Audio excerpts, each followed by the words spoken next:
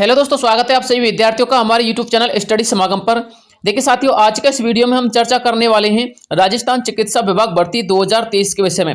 जैसा कि साथियों आप सभी विद्यार्थियों को पता है कि आप लोगों की ऑटो कैडर की वैकेंसी जो राजस्थान चिकित्सा विभाग ने निकाली थी वो काफी विवादों में चल रही है, जिनमें से साथियों अपने 7 कैडर की जो वैकेंसी है वो काफी विवादों से बाहर भी आ चुकी हैं। लेकिन जो अपना 8वां कैडर बकाया यानी कि फार्मासिस्ट वाले कैंडिडेट का उनका विवाद अभी भी चल रहा है। साथियों उनके विवाद को लेकर के एक और अपडेट निकल के सामने आया है, वो अपडेट मैं आपको इस वीडियो में बताऊंगा। साथ में दोस्तों हमारे जो अन्य कैडर के कैंडिडेट हैं, जैसे कि एएनएम वाले कैंडिडेट हैं, जीएनएम वाले कैंडिडेट हैं, उनके संदर्भ में भी कुछ मामले अभी हाईकोर्ट में चल रहे। साथियों उनके संदर्भ में भी मैं आपको अपडेट दूंगा। दोस्तों इस हाईकोर्ट के स्टे से जो अपने फार्मासिस्ट वाले कैंडिडेट की इस वैकेंसी पे लगा है ना, इस हाईकोर्ट के स्टे से साथियों हमारे अन्य कैडरों के ऊपर क्या इंपैक्ट देखने को मिल सकता है, या फिर जो हाईकोर्ट का ये स्टे ऑर्डर लगा है अपने फार्मासिस्ट के कैंडिडेट पे, ये हाईकोर्ट का स्टे ऑर्डर आप लोग की इस वैकेंसी को डिले करवा सकता है, या फिर आप लोग की जो चयन सूची आएगी, फाइनल मेरिट सूची अन्य कैडरों की, उस पर क्या इंपैक्ट देखने को मिल सकता है, उसमें कुछ बदलाव हो सकता है या फिर नहीं हो सकता। क्योंकि साथ ही फार्मासिस्ट की वैकेंसी पे जो स्टे ऑर्डर आया है, क्या ये स्टे ऑर्डर अपनी अन्य वैकेंसी के जो अन्य कैडर है उन पर भी सर्वमान्य है या फिर ओनली फार्मासिस्ट वाले कैंडिडेट के लिए है। यदि साथ ही ये ऑर्डर आया है तो इस ऑर्डर से हमको क्या नुकसान है, क्या फायदे, वो भी मैं आपको बताऊंगा। बस आपको वीडियो में अंत तक बने रहना है और एक एक स्टेप को अच्छी तरह से समझना है और स्किप किए बिना आपको इस वीडियो को देखना है, ताकि आपको संपूर्ण डिटेल समझ में आ जाए। देखिए साथियों, सबसे पहले तो मैं फार्मासिस्ट वाले अभ्यर्थी के संदर्भ में यहाँ पर चर्चा करूंगा, जो स्टे ऑर्डर आया है उसको समझाऊंगा। उसके बाद साथियों हम चर्चा करेंगे हमारे एएनएम जीएनएम नर्सिंग ऑफिसर के जो कैंडिडेट है एलटीआरटी के, यानी कि अन्य जो बकाया सात कैडर के कैंडिडेट हैं उनके संदर्भ में चर्चा करेंगे। ठीक है ना, तो आपको वीडियो को अंत तक देखना है। देखिए साथियों यहाँ पर स्टे ऑर्डर के संदर्भ में अपडेट आया, वो अपडेट देख लीजिएगा। यहाँ पे लिखा हुआ है फार्मासिस्ट भर्ती 2023 से जुड़ा प्रकरण है। ठीक है, यहाँ पे लिखा हुआ है प्रोफेशनल योग्यता और अनुभव के अंकों के आधार पर चयन करने का मामला सामने आया है।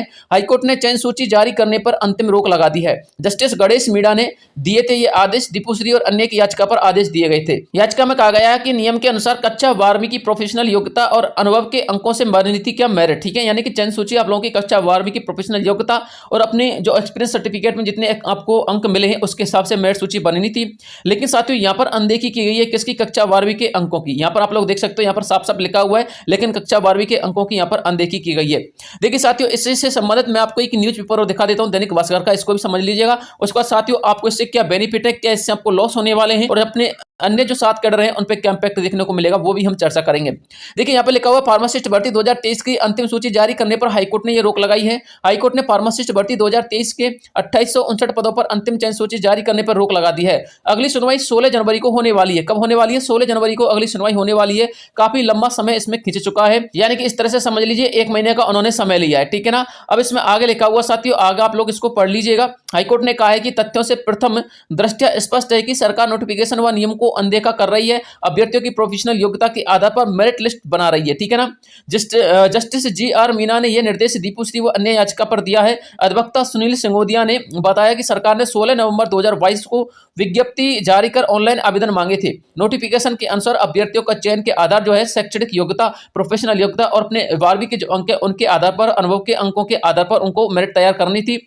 लेकिन साथियों ऐसा नहीं किया गया है। उनकी जो मेरिट तैयार की गई है उसमें साथियों 12वीं के जो अंक हैं, यानी कि 12th क्लास के जो अंक उन्होंने काउंट करने थे, उनको अनदेखा किया गया है।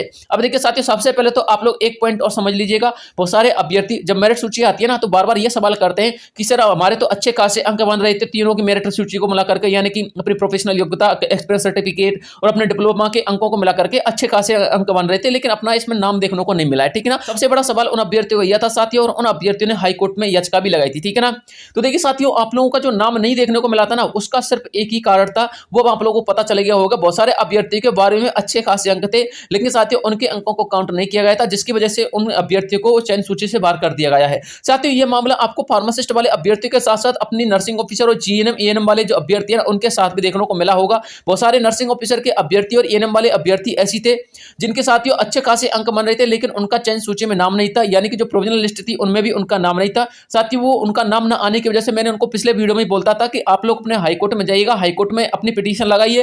हाईकोर्ट में पिटीशन लगाओगे तो आपको 110% न्याय मिलेगा। साथियों ये जो अपडेट आई है दोस्तों, ये फार्मासिस्ट वाले अभ्यर्थियों को लेकर के आई है, लेकिन मैं आपको बताना चाहूंगा जो हमारे नर्सिंग ऑफिसर और एएनएम वाले अभ्यर्थी है, एलटीआरटी के जितने भी अभ्यर्थी हैं जिनके 12वीं के जो अंक थे उनको काउंट नहीं किया गया था, जिसकी वजह से उनका फाइनल मेरिट सूची में और प्रोविजनल मेरिट सूची में नाम नहीं आ रहा है। ठीक है ना, तो साथियों उन्होंने भी अपनी पिटीशन जो है हाईकोर्ट में दायर कर रखी है। अभी तो आपको फार्मासिस्ट वाले अभ्यर्थियों का मामला सामने देखने को मिला है। इसके अलावा साथियों एएनएम वाले अभ्यर्थी, जीएनएम वाले अभ्यर्थी या फिर अन्य कैडर के जो अभ्यर्थी हैं जिनका यहाँ पर नाम नहीं है साथियों, उनका भी आपको मामला सामने देखने को मिल जाएगा, ठीक है ना। मैंने आपको पहले भी बोला था कि कुछ मामले ऐसे हैं अपने नर्सिंग ऑफिसर के कैंडिडेट के लेकर के जो वैकेंसी है उसको लेकर के, और एएनएम की वैकेंसी को लेकर के अपने 7 कैडर की ये वैकेंसी है, इनके संदर्भ में जो अभी मामले वो पेंडिंग में चल रहे हैं हाईकोर्ट के अंतर्गत। लेकिन साथियों जो स्टे ऑर्डर था वही हटा है, यानी कि मामले अभी आप लोग के चल रहे हैं, आप लोग के 7 कैडर को लेकर के, ठीक है ना।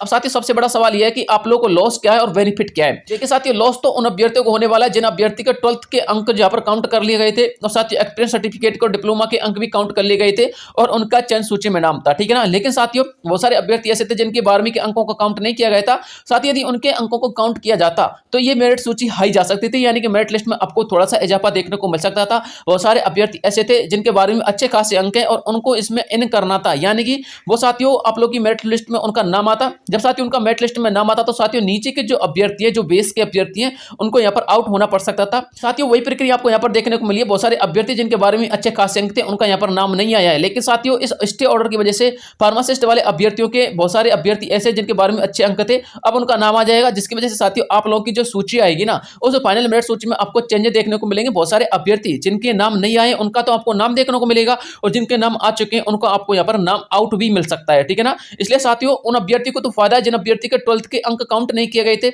और साथियों उन अभ्यर्थियों को यहाँ पर नुकसान हो सकता है जिन अभ्यर्थी के 12th एक्सपीरियंस सर्टिफिकेट सब कुछ काउंट कर लिए गए थे, लेकिन साथियों वो सिर्फ पॉइंटों से इसमें सम्मिलित हैं, यानी कि पॉइंट 1 पॉइंट 2 से सिर्फ उनका इसमें नाम आया है, तो साथियों उनको थोड़ा सा यहाँ पर लॉस देखने को मिल सकता है, ठीक है ना।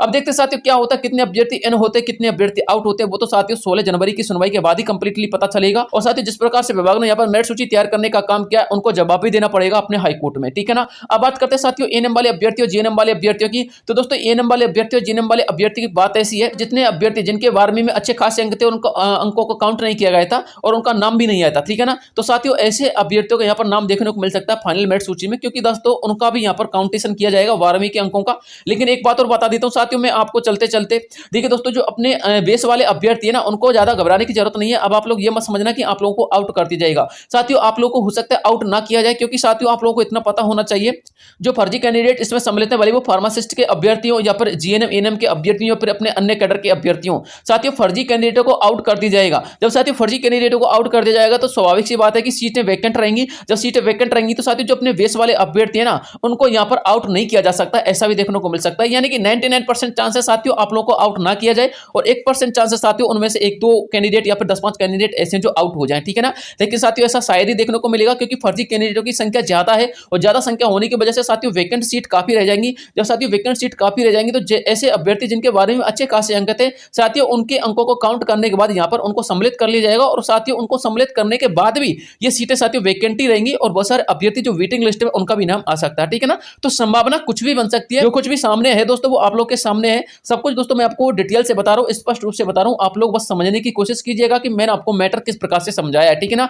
इसी प्रकार से साथियों एएनएम वाले अभ्यर्थी और जीएनएम वाले अभ्यर्थी के साथ होने वाला है। अब मैं आपको साथियों एक शब्द में यही कहना चाहूंगा, देखिए भले ही आप लोगों के 12वीं के अंक के अभ्यर्थियों को सम्मिलित किया जाए या फिर ना किया जाए, लेकिन साथियों एक बात स्वाभाविक सी स्पष्ट है कि फर्जी कैंडिडेट यदि अधिक संख्या में आउट होते हैं तो दोस्तों जो अपने वेटिंग लिस्ट वाले अभ्यर्थी थे ना, उनका भी आपको यहाँ पर नाम देखने को मिल सकता है। इसलिए आपको भी चिंता करने की जरूरत नहीं है, ठीक है ना। जो कुछ भी हो रहा है अच्छा ही हो रहा है। ये जो स्टे ऑर्डर लगा साथियों अच्छा ही लगा है, क्योंकि 16 जनवरी तक तो वैसे भी कुछ होने वाला है नहीं है, आप लोगों को पता है कि विभागीय प्रक्रिया चल रही है, और जो फर्जी कैंडिडेट है उनका रीवेरिफिकेशन हो रहा है। इसलिए साथियों 16 जनवरी तक तो आप वैसे ही बैठे हुए थे, आपको बस इंतजार ही करना था। अब आप इंतजार ही कीजिए, और जो कुछ भी हो रहा है आप लोग के भले के लिए हो रहा है, ठीक है ना। आप लोग निश्चिंत रहिएगा, चिंता ना कीजिएगा। जो कुछ भी अपडेट आती रहेगी मैं आपको तुरंत इस चैनल के माध्यम से प्रोवाइड करवाता रहूंगा। बस आप दोस्तों हमारे चैनल को सब्सक्राइब करके हमारे चैनल का हिस्सा बन जाइए, ठीक है ना। तो आज के लिए ये अपडेट थी, मिलता हूं आपसे नेक्स्ट किसी अन्य वीडियो में, तब तक के लिए जय हिंद जय भारत।